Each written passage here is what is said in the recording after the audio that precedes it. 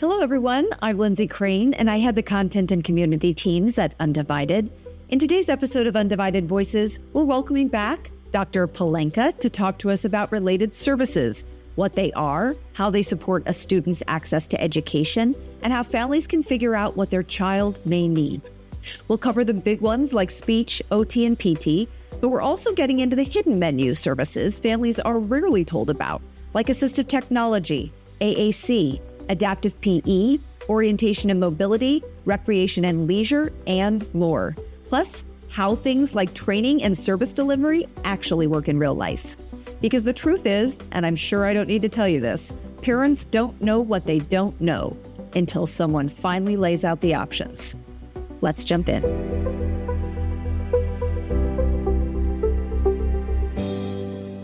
So Dr. Pelangka, what are related services? And then we're going to get into the specifics of some of them more closely. Kind of just in a nutshell, related services are any and all services that support a student's access to, special education and specialized academic instruction. And then there's supplementary aids and services which support a student's access to general education. So that's kind of the difference of the two. And is there sort of a set list of legally allowed services, or can somebody say, hey, this should be a related service for my child? Like, what about this? Yeah, I mean, I've had, parents request hippotherapy, which is the horse therapy, and all kinds of fun things. So unfortunately, there are limitations. There is a pretty set list.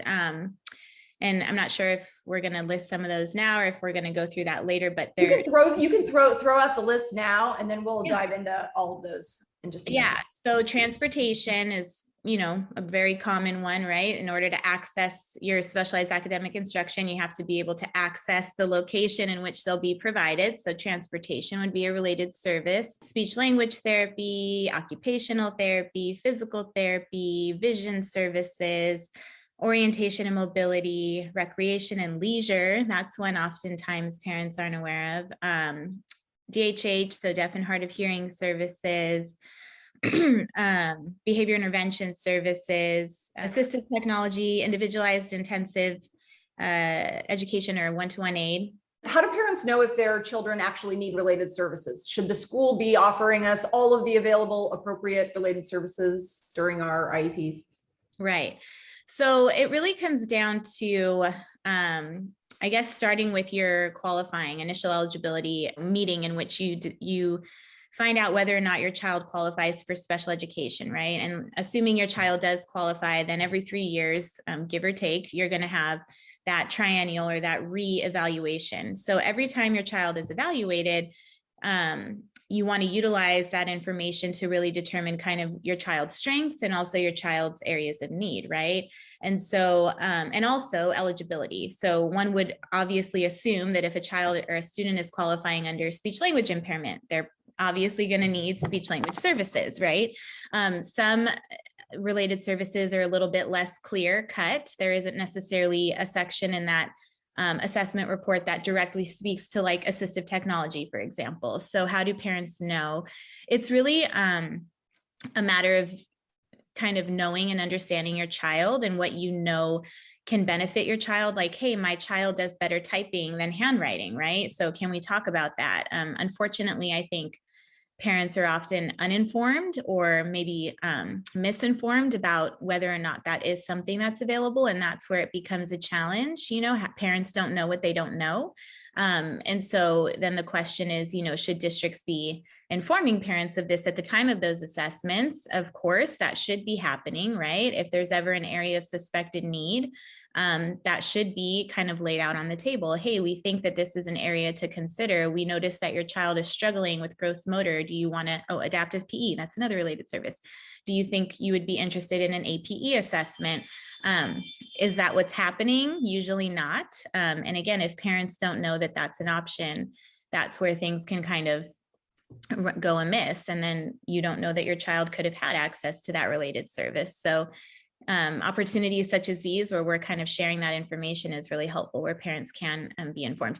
And you don't have to just wait for those evaluations anytime throughout the year. If you're feeling like, hey, my kid's struggling in reading and he's just not getting it, an assistive tech assessment might be worthwhile. Put in that request and then, they'll assess. Can the district say no to those requests? Yes. So legally, what would happen is anytime a parent requests an assessment or a caregiver, the district they're going to respond in writing either way. They're either going to grant the assessment, in which case you'll receive the prior written notice and the assessment plan, right? Or they're going to deny the assessment. And anytime an assessment is denied, they have to provide in writing the reason and rationale via prior written notice as to why they're denying that assessment.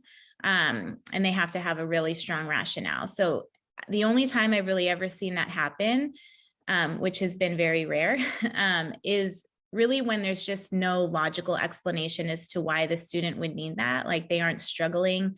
They're doing well. There's really no data to support a need for that area. And so in those cases, they may deny, but 9 times out of 10, it's going to get, granted, because if they're denying that assessment, they can be liable, right? For if that student could have benefited from that. So how do they know if they aren't assessing? You might have said this, but we might want to expand a little bit on educationally appropriate, because let's take PT, for example, which, I know we're going to talk about in a second, but you can have all kinds of PT, private PT that covers, certain things, but in school, all of these services only cover things that is it educationally appropriate, or, how it relates to school. So how should parents sort of set those expectations? That's a great question. It has to provide meaningful educational benefit. So I would say physical therapy, occupational therapy, and speech language therapy are probably the most common in which there can be that confusion. Parents will often say, well, my child's receiving this service, outside of school through their insurance, and they're working on, dressing, and they're working on, ambulating around the street or what have you. And so it can be confusing for parents if a child is receiving that service outside, but what the schools and the districts are required to provide is PT services or OT or speech language that allows them to access their education. So what that would look like for PT specifically is, are they able to ambulate around the campus? And that does include, like the play structure. It's not just getting to and from their classroom or the major, points on the campus. It is anywhere they may need to go, to include being able to safely access the play structure in the playground to play amongst their peers, right? Being able to get to and from the cafeteria or the office. So all of that is included. If there's uneven pavement, are they able to ambulate and navigate that? So looking at all of those pieces, also, sitting properly, are they bumping into things in the classroom, or are they able to maintain their, posture in the seat and all of those things? That's what they're looking at. Whereas medically necessary may be looking at other things. And so it's not going to directly translate, it's not going to be identical to what they're receiving outside necessarily. What about a standard? I was thinking about that because I know other families have asked for that and sometimes get pushback if they want their child to be, stretching out and standing, and not, if their child is able to do that, they want them to be able to, get out of their wheelchair and be able to stretch or stand, even with that support in class. Is that something that's appropriate that families can ask for during the school day? Absolutely. I have a number of clients who have a standard written into their IEP, and obviously the PT would be the provider to support either consulting and collaborating with the, adults to ensure it's being used properly, showing how to get in and out, and or any direct services, fitting, the standard, all of that. Really quick, one more thing about standard. It just reminded me of low incidence equipment. Another thing for families to be mindful of is oftentimes the conversation will come with eligibility. If you have a low incidence eligibility, so like vision, deaf and hard of hearing, orthopedic impairment, that requires equipment, they'll often argue they should be on the front page.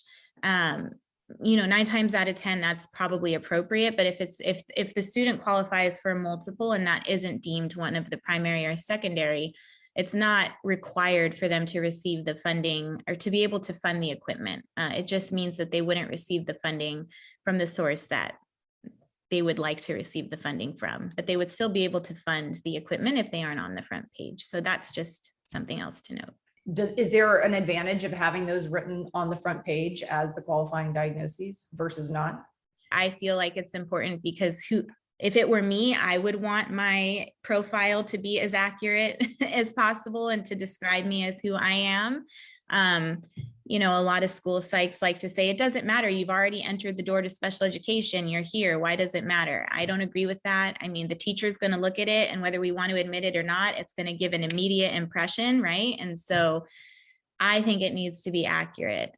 So I'm just saying that, you know, that's always a conversation whenever equipment is involved. They would like to have that funding source, and it's not necessary in order. That doesn't mean if that's not on the front page, your child won't receive that equipment. It would still be funded. Can you have an IEP? Oh yeah, only for related services. Related services. Yeah. Well, yeah, I mean, if your child only qualifies under speech language impairment and they don't need any SAI, then they would only have the case manager would be the speech language pathologist, and they would only have goals for speech and language, right? Now, other related services, no, you wouldn't have an IEP just for like occupational therapy. Or like just for assistive technology. So again, because really related services are supposed to support the student in accessing special education. A 504 is generally more what we're looking at for like supplementary aids and services only. And you can also just have a 504 sometimes that would just have like speech language therapy on it, right? It's rare, but it can happen. Also in preschool, that's an option, a speech language therapy only IEP. But I would say SLI is probably the only one where the related services would be, or there would only be the related service and no SAI. Because yeah, like if you're having an IEP, let's say, well, for counseling, let's say the student has emotional disturbance. I'm just trying to think off the top of my head, my clients, they don't have any academic needs, but they have like social emotional goals. But then there'll be like SAI consult collab.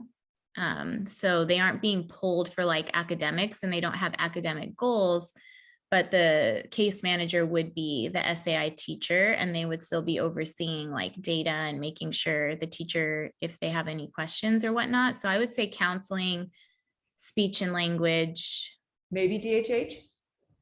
DHH, yeah. Which is deaf and hard of hearing. Oh, vision could be another one. Yeah, because I have a client who's legally blind. So she has obviously vision services for like Braille reader and all of that, O&M.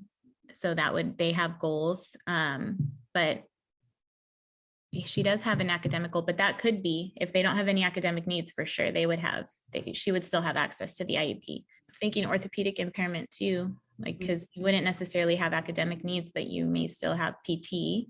So I think, yeah, it just depends on the individual student, right? I mean, based on the eligibility, like I said, that's really what kind of drives some of these related services. Obviously, if you qualify under, deaf and hard of hearing, you're going to have DHH. If you qualify under vision impairment, you're going to have those services. So it kind of drives some of it. Definitely. I wanted to ask about occupational therapy, which is, obviously a really big one. So what are some common reasons that students might need OT services? So OT, again, as it's related to educational benefit, looks at, the most common obviously is fine motor, right? So handwriting, being able to do your academic work and write on paper, or typing. A lot of academic work has just migrated to electronic and computer-based. So typing is huge.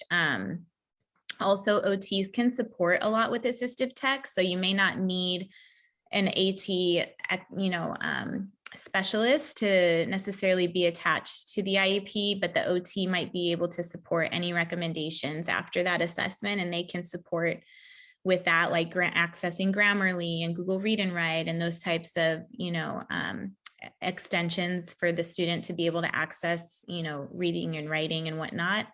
Another area, obviously, that OT support is sensory. So sensory regulation, being able to recommend, any sensory diet or accommodations that students might need to be able to best learn in whatever environment they're in, or anywhere on the campus. At recess, if it's overstimulating, they can support that. Also core strength and core support. And then another one that parents aren't often aware of that OT's support is even a level of emotional regulation. So OTs are often attached to goals related to like zones of regulation. They're actually trained pretty well versed in that, and they work on those types of goals to help the student recognize like what zone they're in and what coping strategies to use and things like that. So again, depending on the level of need for that student, but I've seen a lot of OTs attached to those types of goals. Speech and language, obviously another huge one. One of, like you, I think, mentioned early intervention, one of the biggest, I think, right, one of the biggest categories, or is the biggest category for IEPs especially.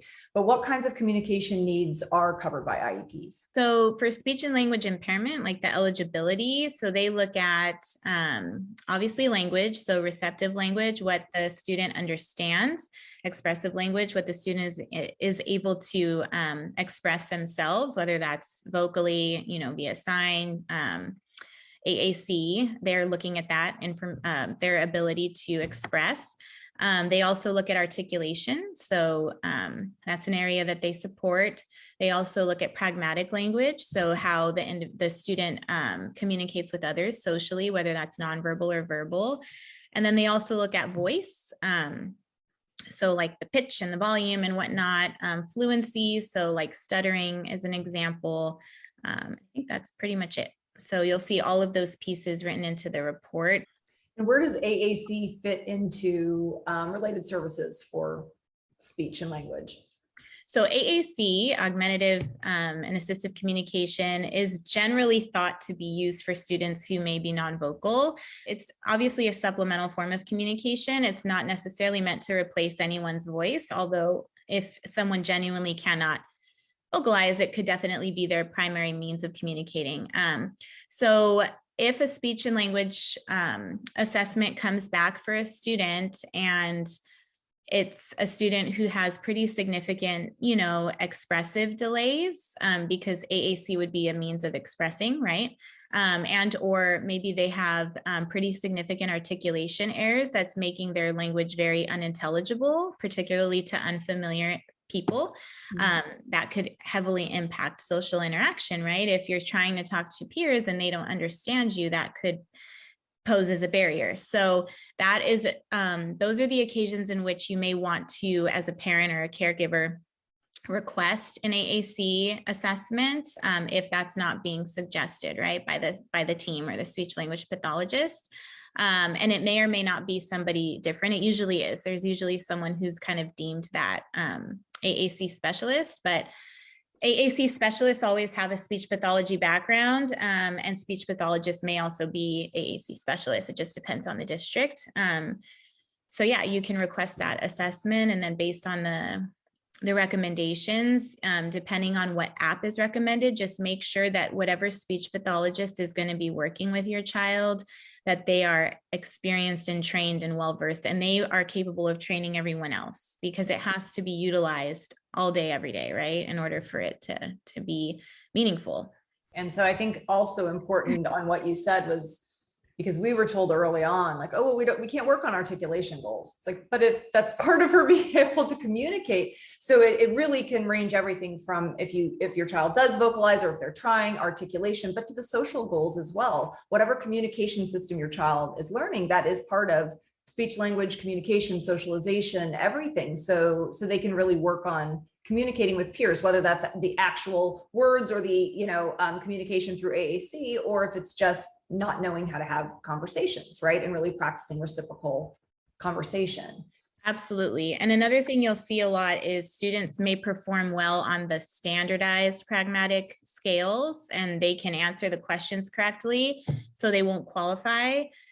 So make sure they're also including observations and really looking at the students' like language in real time and their real conversations with others. You can't just base it off of how they, respond in a one-on-one setting on some, I see that a lot, particularly for students with autism, and it's really frustrating. So yeah, just be mindful of that. Yeah. And we just got a related question from Buzzy, who said the school did not provide assessments, but they provided AAC to my son as accommodations because that's what the private clinic had given to my son. However, recently my son has not been using it in school and even with the teachers. Can I still request to have him assessed even though he already has an iPad using touch chat? Yeah, so if something is being entered into the school setting, and particularly if they're adding it onto the IEP anywhere in any section, number one, they're responsible for providing that equipment. So your child should be eligible to receive a device through the district that he or she can be using, all day at school. And they have to assess to determine if whatever is being used is helping that student access his or her education. And of course, part of that assessment should be collaborating with that outside clinic, right? Assuming you give them consent, which I would recommend doing. So there's consistency. And then making sure there's consistency in the utilization of it across settings. So at school and at home. And that's really, again, why you want to make sure that team is involved and those services are added to the IEP, like who's responsible for updating it, when new words need to be added, when they're doing a new lesson plan at school, that language needs to be added on there so your child can participate. Who's that person? So definitely request an assessment, and it should be added in multiple places, not just, I think he said, on the accommodations page. Just because your child already is using an iPad doesn't mean that the school then is like, great, you're good. We don't need to do anything. Yeah, that just tells me that they're not doing what they should be doing to make sure that he should be accessing it the way he needs to be during the school day. And they obviously aren't doing training for all the, adults that he's working with on campus. They're not updating it. So definitely pursue that assessment. I know you already, you had mentioned assistive technology, but as we've mentioned a lot, it's a really often misunderstood related service. So can you first explain what that encompasses? So assistive technology is pretty much anything that the school needs to purchase to ensure that your child has access to the gen ed curriculum and or the special ed curriculum. So it can be considered a supplementary aid and service or a related service. Like an AAC device would be more of a related service because the individual would then be receiving like speech and language to help him navigate that, right? So literally like a pencil grip is considered assistive technology, your hearing aids and batteries, assistive technology, a calculator, even making charts, like special charts for your child. Anything that has to be purchased or made is technically considered assistive technology, low tech, right? So yes, your child has an AAC device. For every student who has a device, they should also have a low tech counterpart, because what if the device breaks? What if the device is dead? What if there's a power outage and they can't charge it and it dies? So they have to have that low tech component. That's AAC. So yeah, oftentimes districts don't check the box. They say, no, they don't need assistive tech. And then you go to the accommodations page and there's a pencil grip and adaptive paper and a calculator. Like all those things are technically assistive technology. And a lot of those, the low tech options that you just gave, they can really be utilized from an early age, on to however long the student may need them. But then when should parents think about sort of the more high tech or the computer assistive technology assessments? Because I know when we started, it was told, we asked about it. It was never offered. And then we asked, it's like, you should wait until about 4th grade. And I know, some of the kids, they're not using computers until that time. But when should parents start thinking of that? And how does that look like? What does assistive technology with a computer look like? Yeah, again, I think it depends on each student and the eligibility. Like if, there's students with vision impairment, they're going to have access to certain types of assistive tech and low incidence equipment very early on, because that's the nature of their disability, right? Now, if we're talking about a student who has like a learning disability or a hypothesized learning disability, like dyslexia is a big one, in which maybe they would benefit more from having access to like text to speech and, Grammarly extensions and Google Read and Write for, supporting like dysgraphia or things like that. I think the general reason you start to see those types of options come out like 3rd grade and after is because reading, right? Like you start to reading tends to kind of really stabilize out, if you will, in the sense that if a student is struggling by 3rd grade and 4th grade, then they're probably going to continue to struggle pretty heavily. And that's really when you start to see how significantly that struggle is going to be. So oftentimes districts like to try like response to intervention and lower tier interventions up to that point before kind of saying, maybe this student needs an IEP, maybe we should assess, maybe we should look at alternatives. So I think that, and state testing, right? State testing also happens around that time. So, I think it's a case-by-case basis, depends on how significant the student is in terms of struggling before then. But, if you're feeling like it could be of benefit, then definitely request it. Adaptive scissors is another assistive technology tool. So either have the OT look at it or have an AT look at it, but it's not just for reading and writing. It's helping the student access across the board. There's so many things out there that we often don't even know exist, and an AT specialist can be super helpful for that. And how are those minutes delivered? It's a little different than OT or PT where you're getting weekly minutes, or is it not? No, generally it is. It's more of a consult collab model. They're generally there to assess and kind of make recommendations for equipment, right? So, the student is struggling with cutting.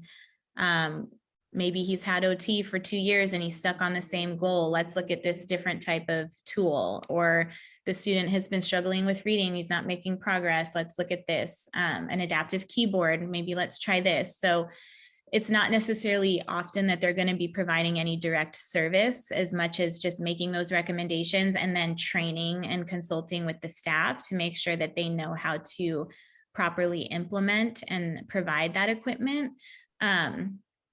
That's not to say like I have AT specialists written in for monthly minutes for like a client who has vision impairment, and she supports with some of the equipment ongoing for that to make sure that they're supported. So it's a case-by-case basis. Definitely AAC. Sometimes AAC is under the AT umbrella. It depends on the district, and sometimes it's separate. But are they going to be providing that ongoing direct support to the student to help them navigate the AAC device, or is it going to be the, in-house SLP? It just depends on how the district's, model looks. So if you could really talk about staff and parent training and how parents should think about that and how they can request that in their IEP. Yeah, absolutely. So I think the biggest one for me is definitely whenever AAC is recommended, it's like, okay, when is the training going to happen? Let's schedule it before we end this meeting. What date, how long? And parents need to be there as well. And also any in-home providers, bring your in-home ABA. I mean, with AAC, that's literally their voice usually, right? Again, depending on the student, but everyone needs to be consistent and everyone needs to know how that should be utilized. So definitely scheduling that before you leave that meeting with that person, because they are generally very busy. There's not many of them. And then if you feel the need for ongoing, make sure that's written in as like a yearly ongoing service. And I also write into my clients' IEPs that not only like a beginning of the year training, because obviously at the beginning of the year, there's going to be a new teacher. So we need to keep that up. But anytime a staff leaves. So again, I just had this last week, the SDC teacher left and now they're searching for a new teacher. And this particular student's AT, not AAC, but we need to have that person trained like as soon as they start. So we don't just want to write it as at the beginning of the year, but also anytime a new staff starts, they need to receive that training as soon as possible. Also, assistive tech, because students are going to need to access that at home for homework. So parents need to make sure they know how to support the student and they know what's going on and how their child is learning. So same thing, get that written in to the IEP. And then just really for any provider, I mean, it doesn't necessarily have to be ongoing, but another thing that's big that I think is frustrating is there's all these, visuals and tools being used at school and parents have no idea. And then they're coming home, the student is coming home, maybe doing homework or what have you. And parents are like, well, I didn't know that that's how he was getting through it in the classroom. Can you send home, a copy for us to use here? So consistency is huge.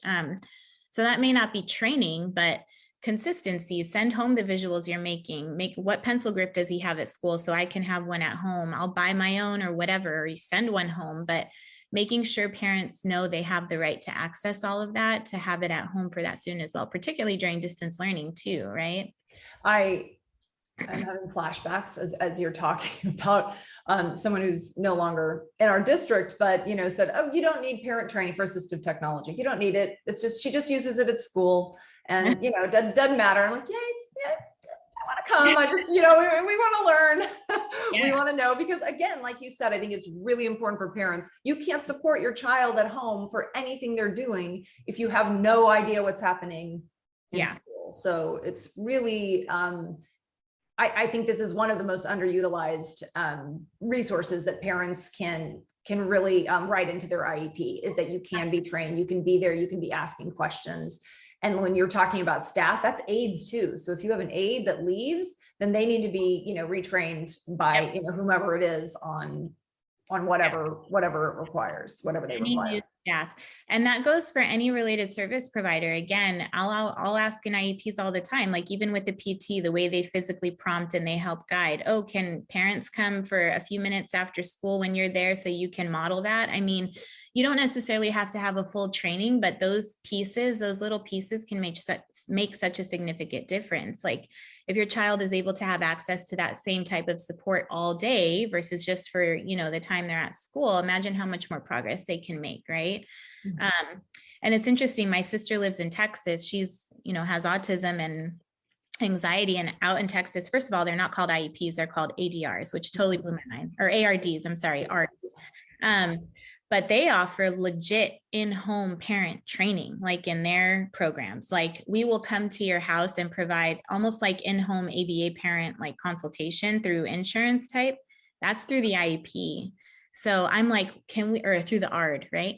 Why can't we get that out here? Like that would be phenomenal, I think, for many cases to kind of bridge that gap, right? And also not just because I think parents need it, but do you know how many parents, if they were allowed to go into the school to support behavior, it would be a mind blow, like, oh my gosh, I didn't know that's all I had to do. But parents, like 9 times out of 10, know how to support their child's behavior better than the behavior specialist. And if they were allowed to go in and say, let me show you this, let me model this, oh my gosh, so many things could be resolved, right? Versus us having these meetings, writing these long BIPs and thinking we know everything.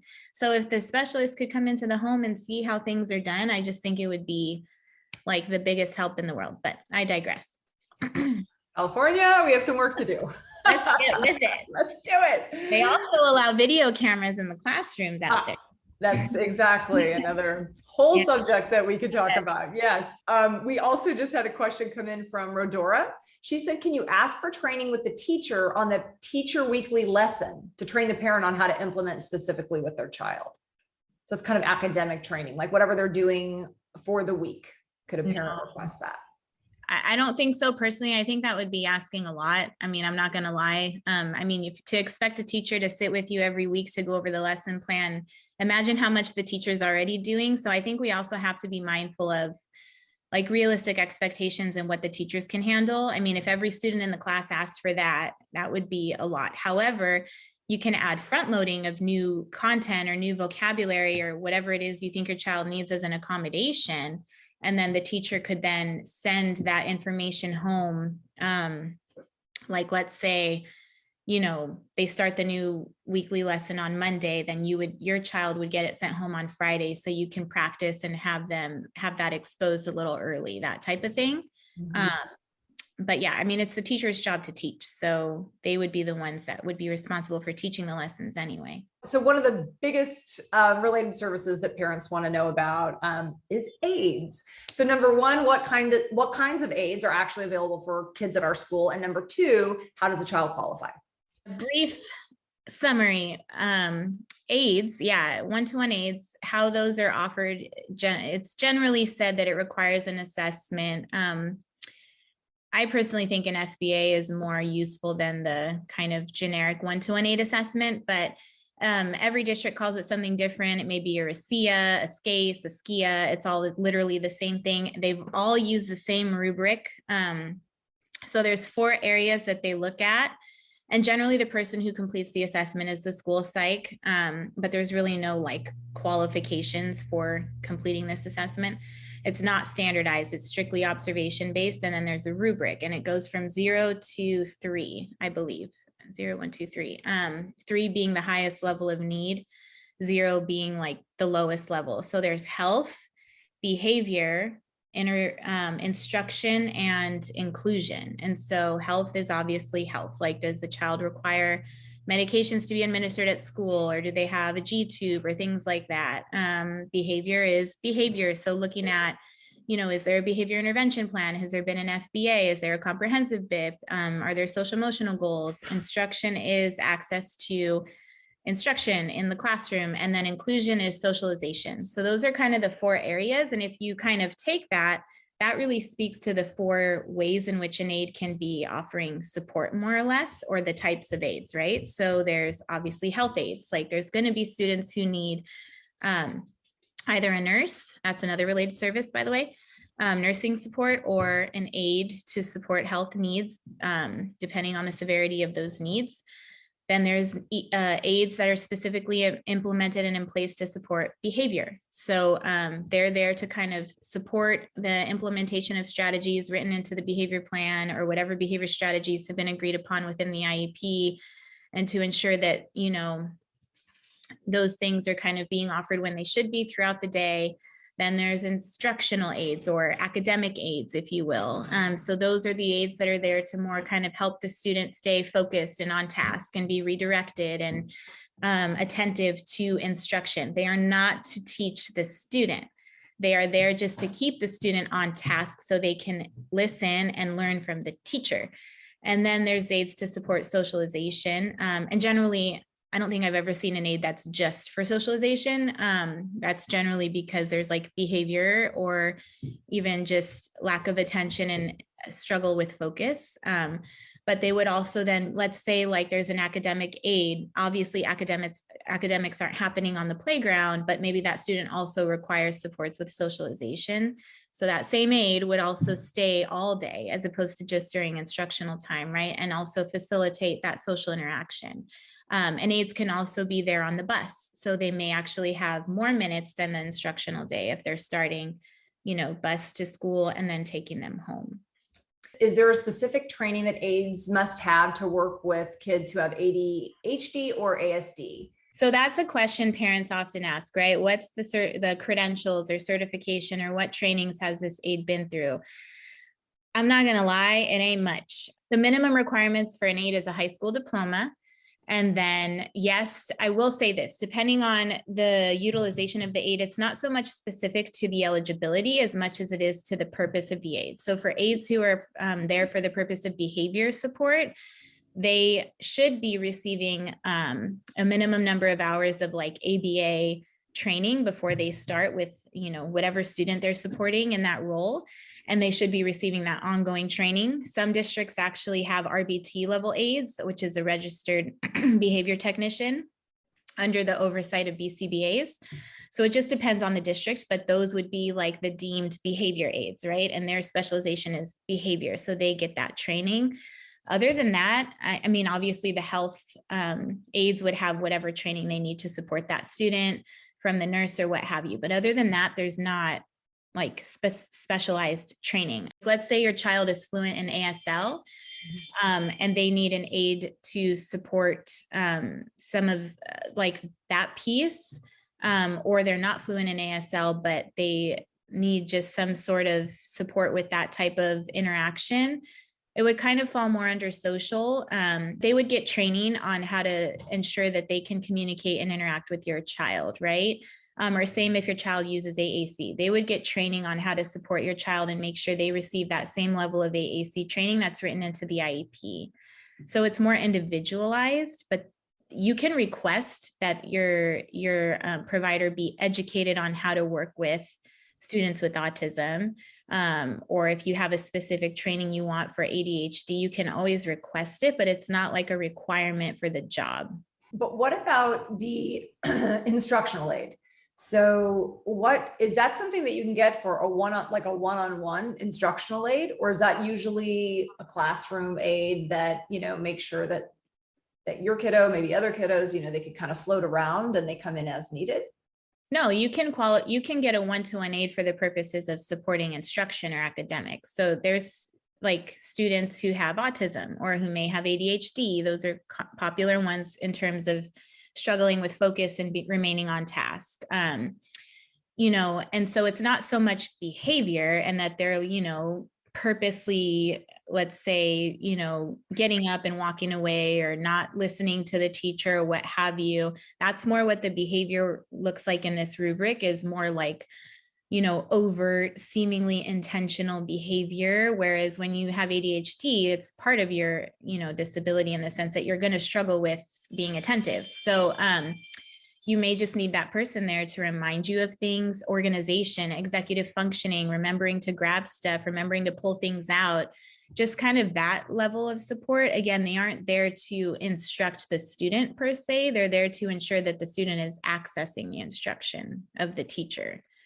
Whether or not that's the way it's being utilized, that's a whole nother story, but that's what it should look like. What about districts who say that you're not allowed to talk to your aide? I mean, and I'm just seeing like parent after parent saying like, this is who's with my child all day. I'm not even like told their name half the time. Like, how can we, can't we say that we want to be able to talk to the aide? How can parents deal with that? I totally get it.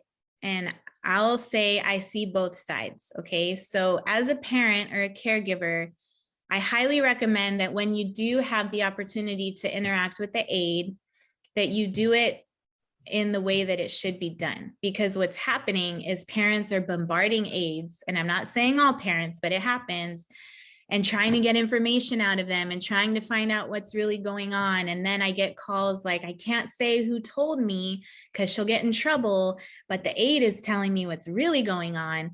So obviously that's why this happens, right? I mean, schools are being held liable, and they're not going to want interactions with parents and people, professionals. And it's not just in schools, it's the same for in-home. If you think about the dynamic, right? You have the supervisor and you have the therapist. The therapist, just like the aide, isn't as highly qualified and trained in interacting and communication and knowing what to say and what not to say. So they're the lower level tier because they don't have as much of that training and that background, and they haven't gone to school for all of that. So, that's also part of the reason. They might say the wrong thing, or they might not use the right terminology. And then parents are going home like, oh my gosh, what's happening? And maybe they just said it the wrong way. But on the flip side, parents can be sneaky and try to get information, and then it puts, the teacher in a awkward position. And so then the aide isn't being utilized properly either. So I get it. You want to know what's really going on with your kid, and I don't hold that against you. I'm a parent. I would want to know too. But go in and do observations. Send someone else in to do observations if your presence is going to change, your child's performance. If they see you, request monthly team meetings, have it written into your IEP. You can ask the aide to be there. You can ask for the aide to come to the IEP, by the way. Those are the appropriate ways, I think, to have those discussions, or ask to talk to the aide with the teacher present. If you have specific questions, those are the right ways to have it be done. It shouldn't be for the purpose of trying to get information out that you otherwise feel you wouldn't have, if that makes sense. It does. And I mean, we had to request that in elementary, and that's exactly what they allowed. It's like, look, this person is in the bathroom with my daughter. Yeah. They're in there's no way I'm going to let somebody be in situations like that with my daughter without being able to speak to them. Yeah. But then, so we could have those conversations after class when the teacher was there. Yeah. But it's hard. As a parent, when you feel like, nope, you can't talk to anyone, and that's why, are they going to say something? But it's such a hard barrier. It feels like it's hard to build trust when you feel like something is being hidden. I was just going to say, I feel like it all circles back to trust, but for both sides, right? Yeah. Like, I think it's just, and then it becomes this cyclical ball of not being able to trust both ways. Whereas, I get it. I think that if we looked at it from the perspective of, this is a very young person, usually maybe even older, but they aren't necessarily in a position to answer certain questions, but can we speak with the person that does have that credential, have that supervisor there, make it easy, and ask for the aide to come to the IEP. And if it's during the instructional day, you have to be willing to allow your child to have a substitute aide. I mean, just because obviously they're in the IEP, but absolutely that can happen. Well, and when for aides, especially behavior aides, usually it's the case, but I guess for any of the services that we're talking about, when is it appropriate for a family to request a private or non-public agency to fulfill their child's related service versus using the district provider or aide? So that could go for any of it, right? OT, PT, behavior aid. Yeah. Another really good and popular question. Absolutely. It can be any service not just behavior, the one-to-one aid. The number one time or occasion is obviously when they don't have someone available. So then you would have a contracted outside agency provide that service. The service provider's on maternity leave, and so they're going to have a gap, or just out of the blue, someone leaves. I mean, that happens, life happens. And so you can absolutely look for or put in the request for the contracted outside agency if they haven't been able to find someone in an expected amount of time. And you don't want to just keep building up those bulk comp time hours. And obviously, simultaneously your child's just not receiving that service. That's not okay. Definitely the most popular request I get is for the one-to-one aid to be provided through an outside non-public agency. And usually for the purposes of that behavior aid, it's that behavior type aid. Generally because of that trust, they prefer their in-home agency to also provide that one-to-one support, or they just feel that, outside agencies are better apt to provide that level of service. And so it depends on the student. Obviously, it's a case-by-case basis, but generally what, the answer is the district always has the right to provide their own personnel first to provide that service. If and when it comes to be that inside or in-house personnel isn't equipped or isn't able to provide isn't able to provide the service that's allowing meaningful progress for your child, then you have more of a leg to stand on to kind of say, look, we tried your people, it's not working. My child's behavior isn't getting any better. We want to go, with this outside non-public agency. It is so hard to know that you're setting them up a lot of times for possible massive failure before they can get what they need. To be fair, I will say there's also downsides to having an outside agency. I feel like I have sort of a benefit coming in because I'm a behaviorist, and I'm also somewhat non-traditional. I'm not like a super radical behaviorist who thinks we need to whip kids into shape and be like the rest of us by any means. I'm very much the opposite of that. But I'm obviously very well educated and well versed on it. And so I kind of am able to see things that probably most people couldn't. I think most of my clients who have ever requested it have gotten it because I have the argument that they need. But also, I also am very well able to see when districts are doing a good job. And I do think that, it's hard. I have those conversations often with parents, not just for behavior, for anything. Like, so you're telling me that my kid needs to fail first, or we need to let them fail on my child. And it's like, no, not necessarily. I know it sounds that way, and to an extent, maybe a little bit, but we definitely don't need to let it go on for too long, for sure. You just have to know what to ask for, and you have to be on top of it and make sure you're holding them accountable to get you that data every week and make sure the data looks solid and sound. And if there's any question, go in and observe. It does sound frustrating, but it works. It works. Right. And there are often occasions in which their staff are great. I don't agree that it should always be an outside agency. There are many district staff who are phenomenal and they do a great job. And sometimes when you just have that person coming in to hold them accountable, maybe they're doing a little bit better job, and that's not right, but they're doing it and they're doing it well. And so, is the goal to reduce services as the years go on? Related services? Yeah. Yes. But like, OT, PT, speech. I know when we started, it was like, just know that, the whole goal is that your kid gets less every year. And at the beginning, it's like, okay, I heard that enough times. I'm thinking, and then as she's getting older, it's like, yeah, these needs don't go away. She's not growing out of it. And if anything, like as things get more challenging, they could need more supports. Or if you're trying to do, inclusion and they need those supports, whatever it might look like, it's a common myth that parents are told when they're starting this journey. So I'd love for your thoughts on that. I think I see that a lot with OT personally, more than any other service. It's like, well, we've been working on writing her name for the past 3 years and it's not working, so we're not going to provide service anymore. It's like, wait, what?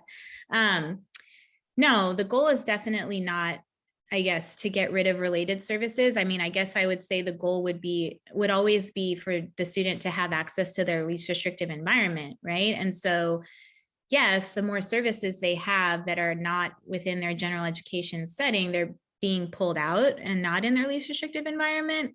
But the student needs what the student needs. And so if a student is working on the same skill year after year after year, obviously something isn't working, right? We don't just want to keep doing that over and over and over. But you're right, like needs should change because as students age up, they're doing different things. And so it may be the case that yes, OT isn't needed anymore for writing her name, but now she's in high school and she's using the Chromebook more, and we need to work on typing and learning how to navigate this, that, and the other. So yeah, if there's a need, then the student should have access to the service. But if there's no longer a need, then that's not a bad thing, right? And maybe it's just consult and collab. It's again, a case by case basis. How do we know what our kids are working on, or if they're actually getting the minutes that are in their IEP? Yes, another great question. So for related services specifically, you definitely have the right to request the data. First of all, look at your IEP goals. If it's ever something that's tangible, always make sure that they're written as measured by work samples, because then the data will always be the work that they're doing. So if the OT goals are any form of writing or typing, technically that's a work sample too. You can literally receive that as the proof, right? Now, if it's a goal where it can't be tangible, like a counseling goal and they're talking and giving, talking about coping, that's different. It's a little harder. Ask for service logs. You have the right to the service logs, and the service logs aren't as great as like real data, but it'll still have the date and the time and what they worked on. And you can gauge that. I mean, if your child is able to just straight up tell you that's the best, like I haven't seen that person since last year, like, oh, great. Okay. And that's happened to me twice in the past week. Again, observations. You have the right to observe speech and language sessions. If they're in group, that's still a public school. You can still go in and observe a public speech and language session. If they're in a social skills group, you can still go in and observe. If they're in an OT group, you can still go in and observe. And again, if your presence will change that, your child's behavior, send a blind observer, send someone that they don't know is there for them, that you trust, obviously. Push in versus pull out. How should parents think about service minutes, with those two things in mind? What should they think about when making those decisions? Yeah, so push in is when the provider's going into the general education class, or I guess whatever classroom your child is in and providing the service there, whereas pull out is they're being removed from their classroom to meet with that service provider, generally in their location, or maybe if it's PT, you'd be on the campus or whatever, possibly. So when it's push in and it's push in into the gen ed class, that's not going to change their percentage of time in gen ed. So that's one thing to be aware of. But also in terms of whether or not it's going to be beneficial for your child, is your child able to focus, and are they able to learn whatever skill they're working on, whatever that goal is that they're working on in that type of environment, right? If your child gets very distracted, or they lose focus, or you feel like it wouldn't be intensive enough, like practice, then, you're going to opt for more of a pull-out model. And the same is kind of to be said for, should it be individual or should it be group? Like with speech language, that's a big one. I feel like my child needs one-on-one. Why are you offering group only? There are occasions in which it makes sense. Obviously, if it's a social goal, they should be with peers, not with themselves, but also be mindful that, there's shortages. And unfortunately, there are providers out there that are trying to push just group because they don't have the time to see kids one-on-one. And if your child needs one-on-one, then push for one-on-one. Can a school refuse to do push-in?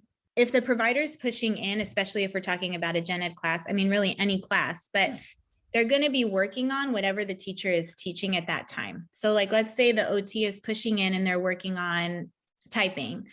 It would make sense then that the OT would go in during an instructional time in which the class is working on typing an essay, let's say. They wouldn't go in when they're doing math, and they're not pushing in to then work with your child like in the corner one-on-one. They're going to be pushing in to work with whatever's being done that makes sense for that goal.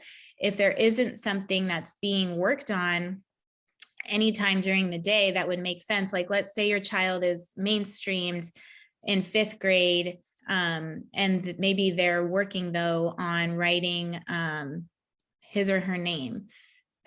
That's not the best example, but yes, you could write your name, but like how many times are you going to write your name for a 20-minute session push in, right? Like and the OT can't like completely veer off from what's being done in class, then it really wouldn't make sense. That to me would be more of a need for pull out.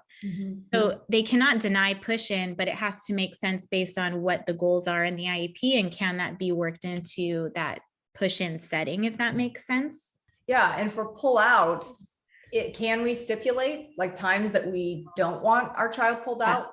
Yeah. So like, obviously you wouldn't want your kid being pulled out from really important, like core academic time, right? You want to make sure they're not missing that core academics. So generally, particularly in like middle school and high school, specialists from what I see are really good at pulling from like PE or elective time. And oftentimes students don't prefer that because that tends to be the more fun classes for them. But then simultaneously, if they were pulled during those core academic subjects, they're missing a lot for that 20 minutes and then they're behind. So absolutely. And the same can be worked around in elementary school. You know, it's obviously a little different because it's one teacher all day. So you just look at the times. And if the provider is like, sorry, I already have my schedule set, you know, say, sorry, that's not my problem. Like my child needs to be seen during whatever other time. Let's make it work. You can definitely put that, because I think a lot of things, it's like, well, we just sort of do whatever we can because there's so many kids. But you can really push and say, absolutely not. We don't want them being pulled out of academic. Because then it's impacting them and then they're going to be behind in the other area that they're already behind in, right? And that's not helpful. We kind of hit on some of the, like, you know, the lesser known, you know, related services, DHH, we talked about O&M, O&I, low vision. I just threw out a bunch of acronyms. So if you want to just really like, quickly touch on those, and then I have a follow-up to that. Recreation and leisure is probably my favorite secret one. It's an assessment that I don't think most districts have a real designated person to conduct, but that's really to look at like social skills and just ways in which a student can benefit socially, recreationally during leisure skills and leisure time. So that's a really fun one. If you have a student who's struggling maybe at recess or you know, at middle school, it's so hard, right? They don't have a playground anymore. And it's like, what does my kid do now? Like they're struggling with communication socially. So that's a great one. Look it up if you're not familiar with that. Adaptive PE, if your kid is struggling with gross motor, and you can get that as early as kindergarten. It doesn't have to wait until like there's designated PE, you know, class. It can be as early as kindergarten to support like that gross motor development. OI, that's orthopedic impairment. So whenever a student is designated or they qualify under that eligibility, orthopedic impairment, they should have an OI specialist attached to their IEP. It's not necessarily a direct service, but they basically kind of are the expert, if you will, in that eligibility category and kind of help, you know, support whatever needs that student may have. If a student qualifies under vision impairment, they can also be considered for orientation and mobility services, but the only way you can access O&M is if you qualify for vision services. So O&M is kind of different in PT in that they're helping the student navigate as it relates to their vision, if that makes sense. So like if a student has a walking cane, then they can help them learn how to utilize that and navigate even off campus. As an example, and even if they don't have, you know, the walking cane necessarily, but they can still help learn how to go like up and down the curb or up and down the stairs, but more for the vision, not so much like the physical motor reason. DHH, deaf and hard of hearing. So if your student qualifies under DHH, then they would have the DHH service provider, and again, helping with if they have hearing aids or like a pass mic. So if there's the FM system and then also like a pass mic that can be passed around, because yes, the teacher is wearing that, but what about when the peers raise their hand and they speak within class? If the student can't hear them, then how is that helpful? So just making sure your student has accessibility to everything within the classroom that they should be. I wanted to ask just about two educational things. Does educational therapy, is that a related service? And then inclusion specialist. Oh yeah, inclusion. I was going to say inclusion specialist. I'll answer that one first. So an inclusion specialist can also be an additional layer of support, a hidden gem, if you will. Most districts still don't have one, which I think is definitely probably the most necessary support that every district should have at least one of. They should be a moderate to severe credentialed special education teacher, ideally having extensive knowledge and experience and background in like both gen ed and special ed curriculum, and how to provide that inclusionary support. So they would consult with the gen ed teacher and go in and help the gen ed teacher basically incorporate your child's goals into their everyday classroom, and also help the gen ed teacher modify the gen ed curriculum so that your child can access that curriculum. And it's just amazing to have that support. And yes, they can be written into the IEP. And if your district doesn't have one, yes, you can have them contract out. There aren't many, but they do exist. They're like unicorns. And education therapists, is that what you said? We had some people ask about education therapy or tutoring, if that could be included as No. So I get that a lot. The argument can be made to have the district reimburse you for tutoring, if you can prove that, there's a rationale for that. But other than getting like compensatory education, that their tutoring wouldn't be written into the IEP. If your child would benefit from counseling, there's definitely like the basic school counselor, which may work. And then there's like out here, we have kind of like free county-based type counselors that are interns, and the turnover is insane. It's not great, right? And then there's intensive individualized counseling. And so that's with a licensed therapist. Out here, we call it ERSES or ERMS, Educationally Related Social Emotional Services, or Educationally Related Mental Health Services. And that would be with like a licensed MFT or a licensed social worker. And then once you qualify for that level of service, it also opens up a door for co-eds or wraparound services. And so if your child is struggling like socially, emotionally, and that may be manifesting behaviorally as well, both in the home and in this school, kind of going back a little bit to parent training, co-eds, there's different tiers, one of which provides a parent partner, a student partner, and then a case manager. And you have like weekly meetings, and then the student partner can see the student at home and at school. And that's pretty accessible in most districts that I've seen. Some districts try to tell you have to do that through your insurance. It is not true. If your child needs it for educational purposes, then the district should be funding that, and it can be written into as a related service. And it can be really, really helpful. And I know ours can be accessed through our SELPA. Eric's is what it's called. Yeah, in our SELPA. Yeah. Yep. It's the same. And it is very little known. So, and I know a lot of parents who have experienced it. It's made a huge difference for their kids. And you don't have to have an emotional disturbance eligibility. It can be any eligibility. Yeah. I mean, I've known kids with, extreme anxiety to where they don't want to go to school, and it's been, hugely helpful. And if you do want or need deeper support and a one-on-one guide to talk through what services your child is or isn't receiving, our Undivided navigators would love to help you through it, to help access the experts, to really bring the options to the table and talk those through with you. I know our navigators, many of whom are also parents, would love to meet you. And our mission is to support you so your children can thrive. So please reach out and let us know how we can help. And lastly, if you're not already a Facebook group member, join us. Our Facebook group is private, but open to any parent raising a child with disabilities. We'd love to see you there. All right, that wraps up our conversation with Dr. Pelangka. There was a lot packed into this episode, but here's what I hope you take away. Related services aren't extras. They're supports designed to help your child access their education in a meaningful way. And if something doesn't feel right, or if you're unsure what options exist, you have the right to ask questions, request assessments, and ask for the data behind decisions. And if you'd like support reviewing your child's IEP or figuring out what might be missing, you can check out Undivided's IEP Assistant. This isn't just regular AI pulling generic answers from the internet. It's HIPAA compliant, built with privacy and security in mind, and powered by real experts, designed specifically for special education documents and IEPs. It's trained to understand the language, structure, and nuance of IEPs so you get thoughtful, relevant suggestions, not vague advice. Try it today at www.undivided.io and walk into your next IEP meeting feeling prepared. Thanks so much for listening to Undivided Voices. If this episode was helpful, please share it with another parent and subscribe so you don't miss what's next. See you next week.